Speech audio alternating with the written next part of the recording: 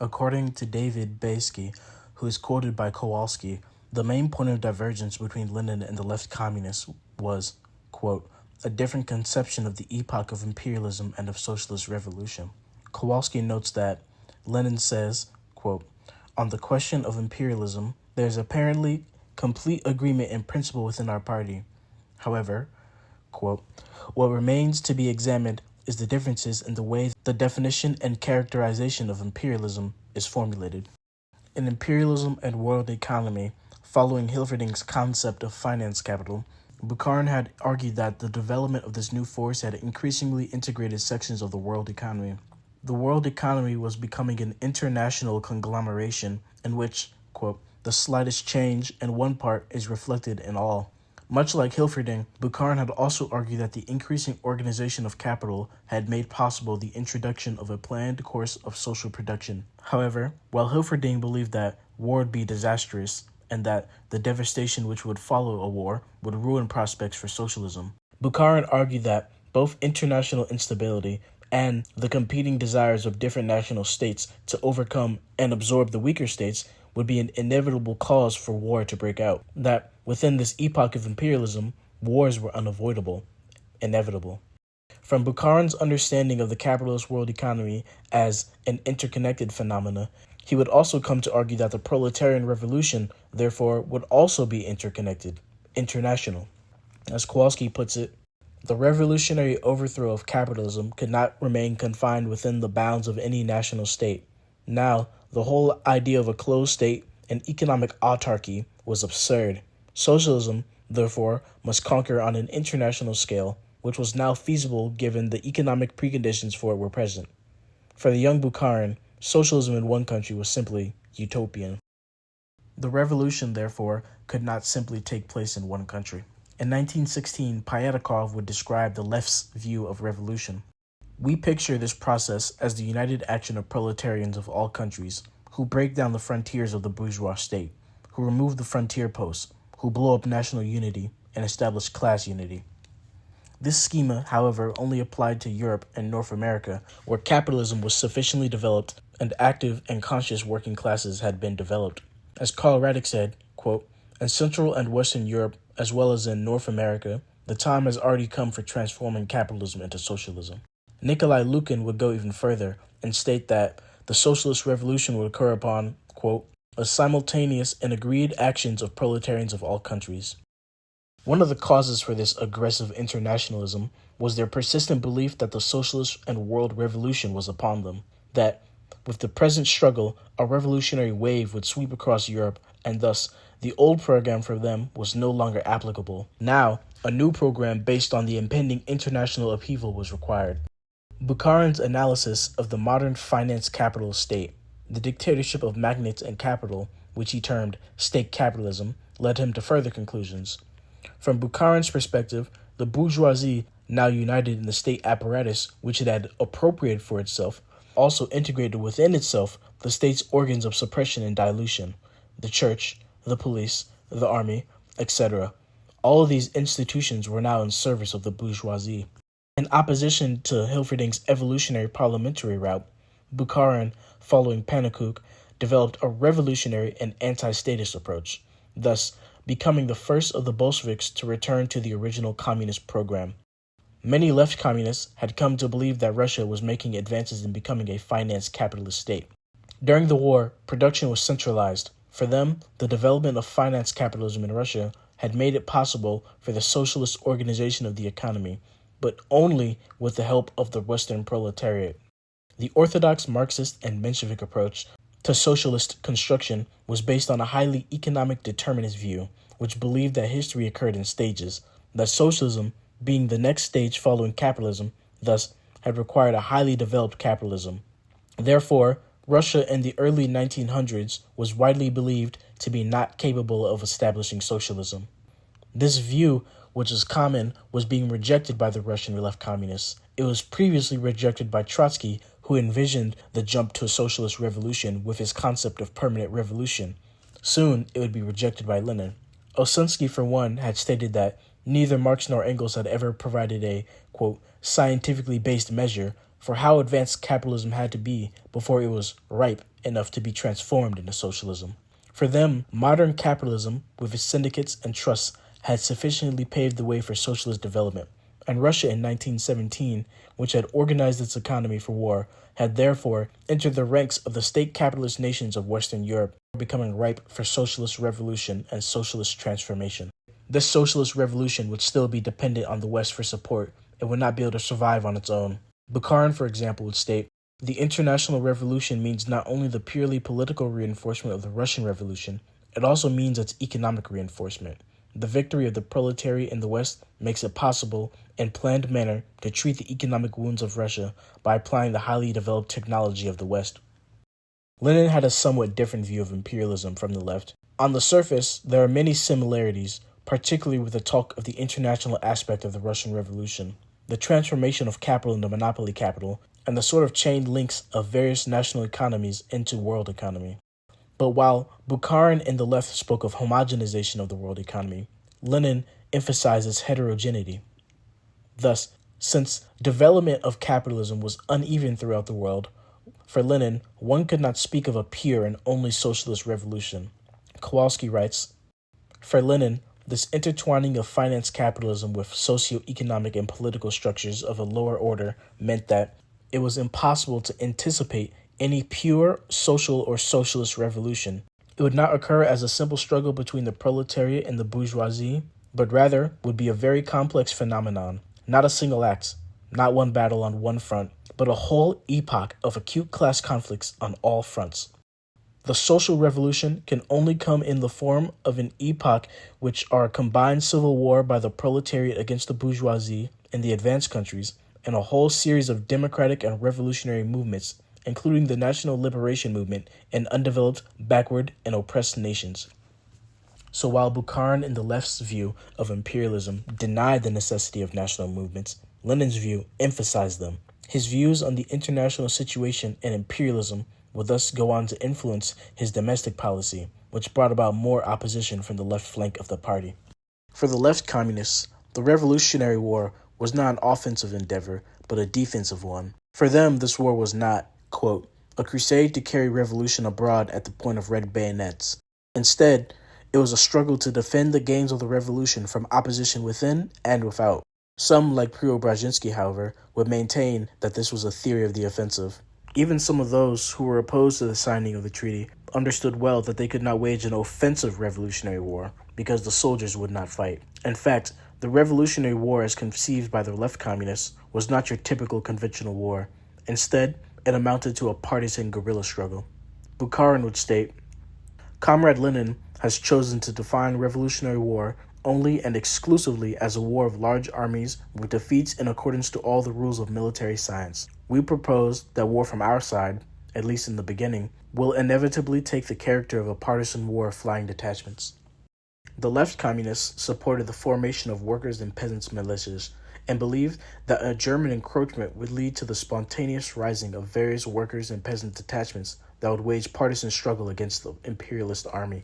A war of attrition against the imperialist army, which would whittle it down little by little as it marched deeper and deeper into Russia. Conceding that the old army would not fight, they admitted that in the first stages of war, retreats were inevitable.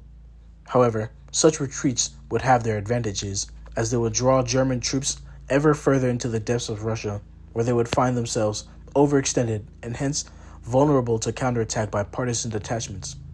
In this military conjuncture, and with the war continuing in the West, they continued, it was in all likelihood probable that the Germans would have insufficient forces to consolidate their initial victories. In the meantime, any defeat suffered by Russia would prove to be temporary and, more than that, well worth the price. The renewal of the war against the workers' government in Russia, combined, of course, with fraternization at the front, would lead to the contamination of the German army by revolutionary socialist ideas, and thus to its demoralization and disintegration. The prolongation of the Revolutionary War, Bukharin optimistically claimed, would accelerate this process of disintegration. The whole concept of the Revolutionary War was directly linked with the left's theory of imperialism and their analysis of the situation in Europe. From their perspective, the socialist revolution in Europe was upon them. In Berlin and in Austria, workers had been going on strike, thus showing the revolutionary potential of the Western proletariat. Since they conceived of the socialist revolution as one massive wave, they felt that since the revolution had occurred in Russia, it must logically spread continuously. If the Soviets signed a peace with the Germans, they argued that it would signify the doom of the revolution and leave socialism to die. This peace, they argued, would either be unnecessary at best and harmful at worst. To give an idea what they mean by this, Germany was dealing with a food crisis as a result of the British naval blockade. If the German army could take advantage of the Ukrainian breadbasket, they would alleviate the crisis at home and at the same time stem the revolutionary tide. This would strengthen Germany while at the same time weaken Soviet power, since the Russian cities were heavily reliant on Ukrainian grain. The loss of Ukrainian grain would not be the only problem. In the south, there were several key and important industries, the loss of which would only exacerbate the damage on the economy already ravaged by the war. So it would seem that it would not be Russia which acquired breathing space, but the Germans. The left communists feared that with this pause, the Germans, ever more hostile to the socialists than they were to their fellow imperialists, might make peace with the English and work with them to crush the revolution, which sought to eliminate the rule of both crowns. For them, a separate peace with Germany would not stop a later united imperialist assault from capitalist nations, which were by nature hostile to any socialist regime. For the left communists, therefore, the ultimate outcome of a separate peace could only be the degeneration of the revolution, economically emasculated and hence vulnerable. Soviet Russia would rapidly become transformed into a virtual satellite of Germany. Even should Soviet Russia gain a breathing space from immediate imperialist attack, the economic losses and other conditions that would flow from the Brest-Litovsk Treaty precluded any advance towards socialist reconstruction internally. In the final analysis, peace would not save the revolution, but simply prolong its death throes. Lenin, on the other hand, argued that no such ultra-imperialist alliance was feasible. Lenin understood that the war on the Western Front was far more important to both the Allied and Central Powers. Despite their mutual opposition to any socialist power establishing itself anywhere, such a threat would not be enough for them to overcome their imperialist antagonisms. For Lenin, the war itself between the Germans and the English was their only guarantee of peace, and therefore would allow for the breathing space that he sought after. Although they were on opposing sides regarding the peace, they both agreed and understood that this peace had only occurred as a concession to the peasantry. Osinski and Lomov would attack the treaty as a petty bourgeois peasant peace, a music peace. Lenin would also admit that the treaty was not Bolshevik policy, that their rhetoric thus far had turned them into a party of peace for the wide masses of workers and peasants. For decades, the Russian Marxists had rejected the SR Agrarian Program of land socialization. This program called for land redistribution following a revolutionary overthrow of the Tsar and the destruction of the last remnants of the feudal system. The traditional Marxist program called for the nationalization of the land and collectivization of agriculture and state farms as a stepping stone to establishing capitalist and later socialist relations in the countryside.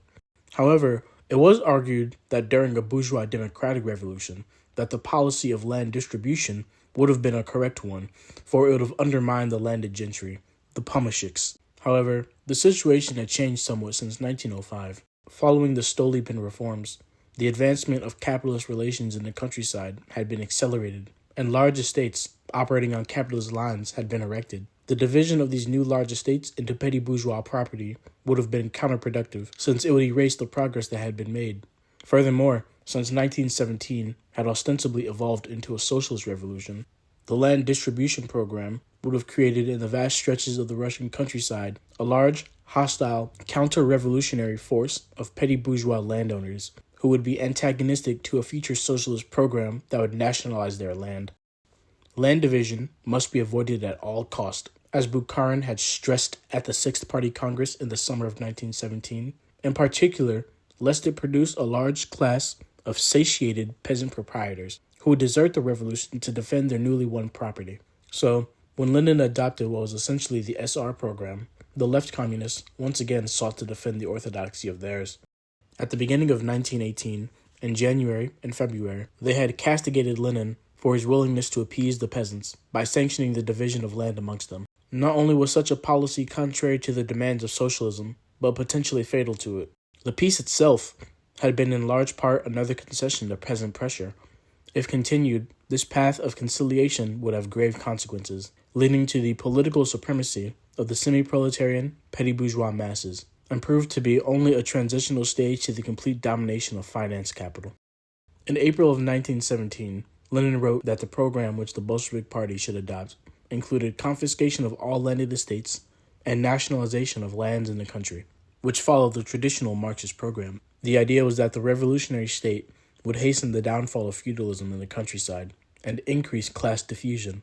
In the aftermath of the collapse of the feudal system, the peasants would be divided into a handful of wealthy small property holders and a mass of semi-proletarian peasants, the latter group being the ones the Bolsheviks would later attempt to win over to a proletarian program. According to Lenin, the peasants could be encouraged to abandon individual farming through the use of model farms. These model farms would show the superiority of collective agriculture, and the peasantry could be won over to the side of socialism. This program was adopted in April, but faced some criticism both from the left and the right. Rykov, on the right of the party, asked if it was realistic to think that the petty bourgeoisie could be won over to socialism. On the left, notorious peasant hater and kulak slayer Preobrazhensky asked for clarification on what an alliance between the proletariat and the poorest peasantry actually meant. When Lenin switched positions, he once more argued, like he did with the treaty, that bending to peasant aspirations in this moment was necessary for the sake of the revolution. He stated that it was definitely not Marxist policy, but it was a policy that would secure Bolshevik rule. While Lenin denied the prospect of socialism in agriculture anytime soon, the left communists, specifically Preobrazhensky, argued that the most important task of a revolutionary state in this situation was the socialist organization of agriculture. Preobrazhensky would also argue that the division of those large state farms would lead to a fall in agrarian productivity and further exacerbate the already existing food crisis. For the left communists, the peasantry were a reactionary force. Their aspirations, petty bourgeois land ownership, did not coincide with the proletarian agenda, and thus this class was at every junction hostile to socialism. The alternative program laid out by Preobrazhensky was as such. The large capitalist estates must be preserved intact. They are to be transferred to the control of local Soviets who were to make the necessary arrangements for their collective cultivation by the batraki. Second, poor peasants who lacked drought power, equipment, and seed stocks to work the land independently were to be organized into artels. The state would provide the means for cultivation, and so check the tendency for the land of such peasants to fall into the hands of their richer neighbors. Third, migration was to be encouraged, specifically the resettlement of poor peasants onto land especially prepared for them by the state. Again, they were to work this land collectively, with resources provided by the state. Planned economy in the countryside, therefore, was a major goal of the new Soviet state. But how will this be implemented exactly? The left communists did not have an answer. They conceded that it would come further along as a result of class struggle in the countryside. Lenin, on the other hand, would once more switch tact once the results of the land socialization showed themselves in the summer of 1918. Kowalski writes that, despite the fact that the bulk of peasants received little additional land, in most instances less than 2.7 acres, despite the fact that livestock and equipment were not redistributed equally, nevertheless, land socialization encompassing not just the estates of the gentry, but also those kulaks who had set up large holdings outside the commune. Consequently, the villages were considerably more homogeneous than before, more united and resistant to Bolshevik efforts to fan the flames of class war in the countryside. Much of Bukharin's gloomy prophecy at the Sixth Party Congress seemed to have been fulfilled.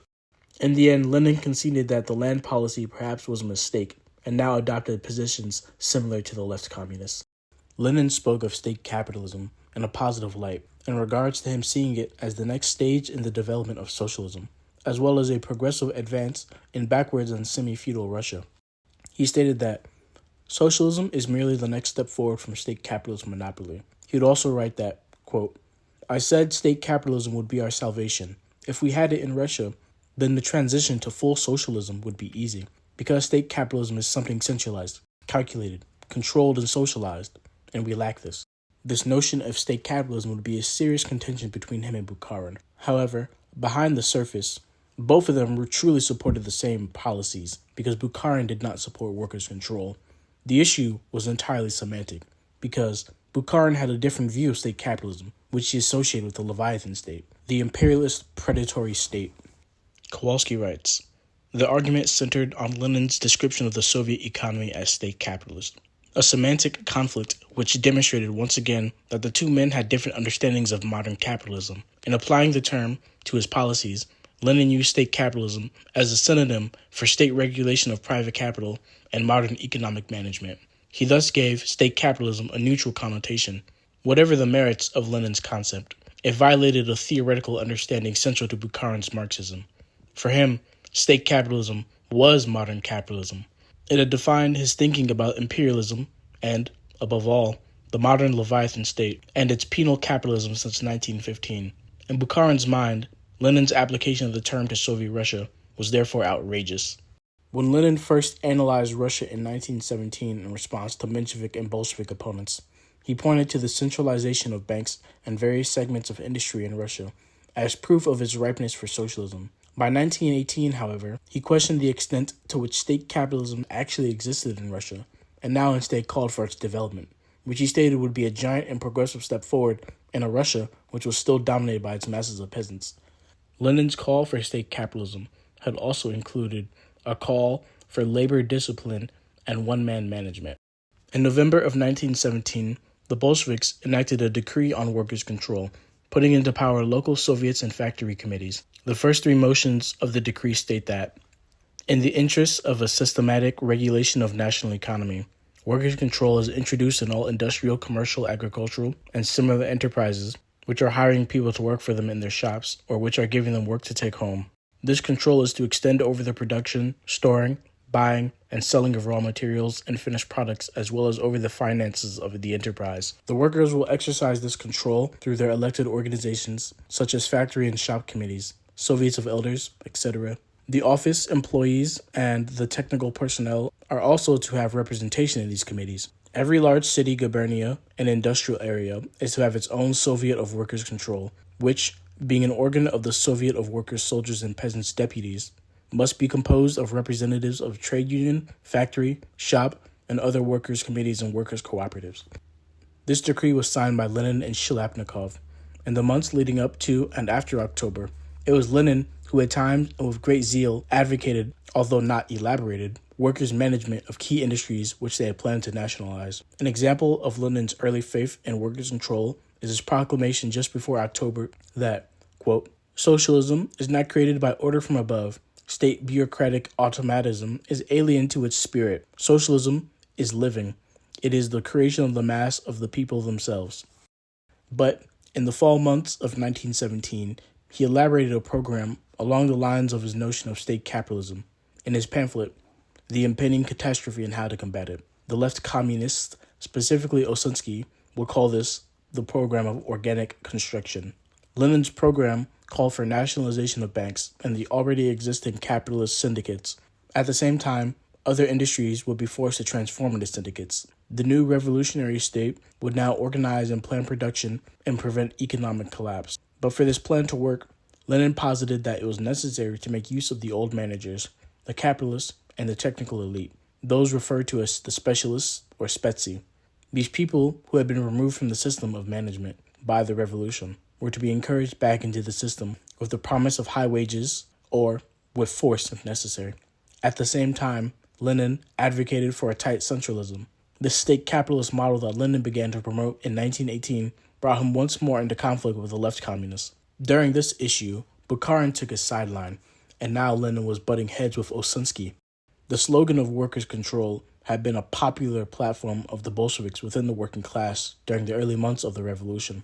The left communists demanded that workers' control be implemented in the industry. They argued that if workers' control was not implemented, then the basis for socialism would be destroyed. The reintroduction of specialists would give the much maligned remnants of the old order the position to organize and ally themselves with White Guard forces. Even if the specialists could be convinced to work for them, they would be hostile to Soviet power. They might even engage in sabotage and join or aid counter-revolutionary plots. For the left communists, economic control was political control. Even if specialists were operating at the behest of a proletarian state, the position of the spetsy in the industry gave them the power to influence political developments. The new state capitalist direction, they contended, would logically end in the re-enslavement of the working class. Osunsky defended workers' control by arguing that it was the role of the working class to construct socialism, and that only they could do so, else some form of state capitalism be constructed in its place. He believed that class creativity and the construction of socialism was an indispensable aspect of that construction.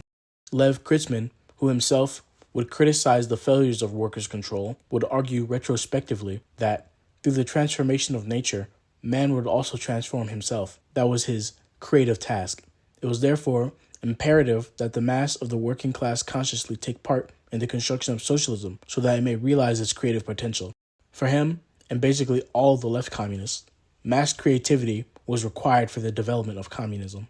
Osinski and his co-thinkers, thus, had a great faith and reliance on the class consciousness of the workers for the implementation of this part of their program, which they considered instrumental in the establishment of socialism. However, out of all the policies that they advocated for, workers' control was the weakest part of their platform, and it weakened their potential opposition against Lenin. The reason for this was the considerable and confirmed failure of the experiments in workers' control across Russia. Widespread chaos and disorganization were its results. The best example of this is from the work that took place on the Vishkel, the All-Russian Committee of Railwaymen. On January 23rd, the Vishkel had enacted a decree on workers' control. Shapiro states that within a few months, the railways were in a state of collapse and presents an example from a worker on working life on the railway. The workers, by present-day rules, are guaranteed their pay. The worker turns up at his job, does his job, or not, as he pleases. No one can control him, because the railway repair shop committees are powerless. If the workshop committee attempts to exercise some control, it is immediately disbanded, and another committee elected.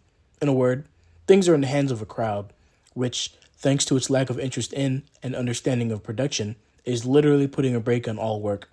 Therefore, as Shapiro states, their stance on the matter of workers' control was, quote, counsel perfection, but not practical politics. But to say that there were no examples of success would be false. There's a plethora of examples of self-awareness on the part of the workers all throughout Russia. It was argued that if the workers were losing productivity, it was not because of the lack of workers' initiative, but the lack of resources as a result of the crisis. At the same time, the perm left communist advocacy for workers' control was not based on any idealistic program, but on practical necessity. In perm, the managers, the spetsy, and the bourgeoisie actively prevented work from taking place. They locked out the factories, prevented the workers from laboring, and actively fought against the proletarian program. Still, the grim reality of the existing decay was apparent. It was pointed out sharply by none other than the Commissar of Labor and future advocate of workers' management, Alexander Shliapnikov, who was also at this time tasked with implementing the program of one-man management.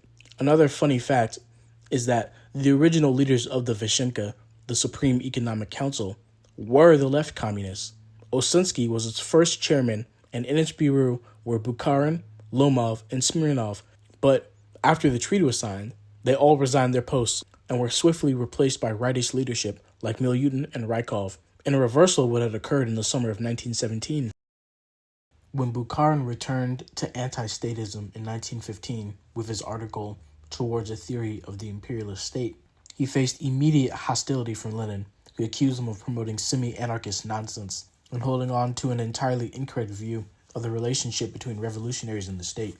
As it is known, however, Lenin would later come to realize that the person who had an incorrect view was not Bukharin, but Kowalski, who he had accused of betraying Marxism and completely destroying within it that which made it revolutionary. Lenin stated in a letter that, quote, I am preparing an article on the question of Marxism's attitude towards the state. I've reached conclusions much sharper against Kowalski than against Bukharin. Bukharin is much better than Kowalski. Later, Lenin's wife would tell Bukharin that, quote, VI asked me to tell you that he no longer has any disagreements with you on the question of the state. When Lenin had originally argued against Bukharin, he said that, quote, socialists are in favor of utilizing the present state and its institutions in the struggle for the emancipation of the working class, maintaining also that the state should be used for a specific form of transition from capitalism to socialism. This transitional form is the dictatorship of the proletariat, which is also a state. This last sentence of his would be subject to a total about-face on the part of Lenin. After taking a comprehensive study of Marx and Engels, he now spoke of blowing up the state, and he spoke of the dictatorship of the proletariat as not a state in the usual sense of the term, but as something quite In the interest of keeping this already long video shorter, I will avoid going into depth on the state and the revolution, which I'll assume you have all already read. I will simply focus on the left's complete agreement on the positions argued by Lenin in his book, which they held on to tightly. As Lenin had started to backtrack on all of his previous proposals, he also seemed to deviate from much of what he advocated in his book, to the dismay of the left.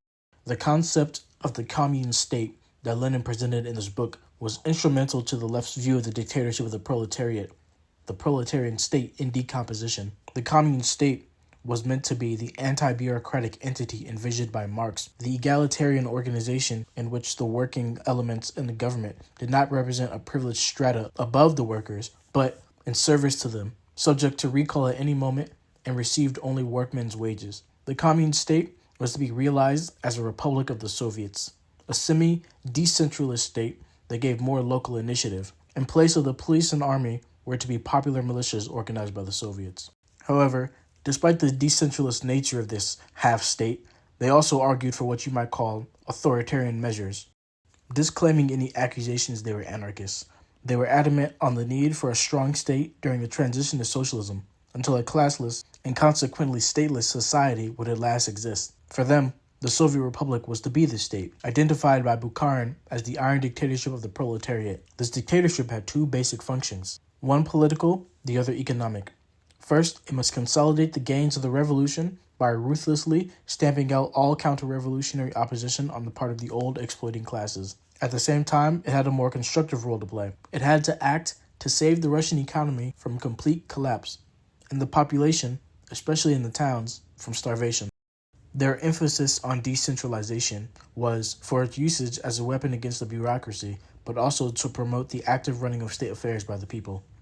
However, Soviet, quote, Russia was a mess of autonomous regions, republics vying for independence and movements for secession. An iron dictatorship had not been built. And for Lenin, the only way to build that dictatorship was with a stricter centralism than advocated by the left communists. Lenin had once famously stated that every cook should learn to govern. In response to the increasing bureaucratization, Bukharin asked, quote, "It is good that the cook will be taught to govern the state, but what will there be if a commissar is placed over the cook? Then he will never learn to govern the state." The death of this commune state was not as a result of any disagreements over theoretical concepts, but of practical implementation during the course of the struggle with opponents to the regime. For when in 1918, Bukharin had suggested that the new party program should include a reference to the final abolition of the state, Lenin retorted saying that, quote, "At present, we are undoubtedly supporters of the state." According to Lenin, quote, "One may well wonder when the state will begin to wither away. To proclaim this withering away in advance is to violate historical perspective." As Shapiro stated, the decline of left communism was as rapid as its rise. Starting as a mass movement in late December 1917, by March and April of 1918, the movement had already fizzled out, and by the summer, it was dead. The reason for its failure cannot be chalked up to one single thing. It was not for lack of leadership, for lack of clarity on theory, or even for the lack of capacity to implement its policies, for during the course of the revolution, the Soviet government hardly had any control over Russia proper. Many of the decrees enacted by the government were simply just legal acknowledgments of what was already occurring rather than practical policy implemented by the state. The land socialization decreed by Lenin was something that was already going on for months before the Soviet state gave it its blessing with its policy. Indeed, Lenin, the left communists, and all the revolutionaries were not guiding the revolution, but being guided by it. In the end, it seems that whether or not the left communists got their way would not have mattered because they truly had no means to implement their policy.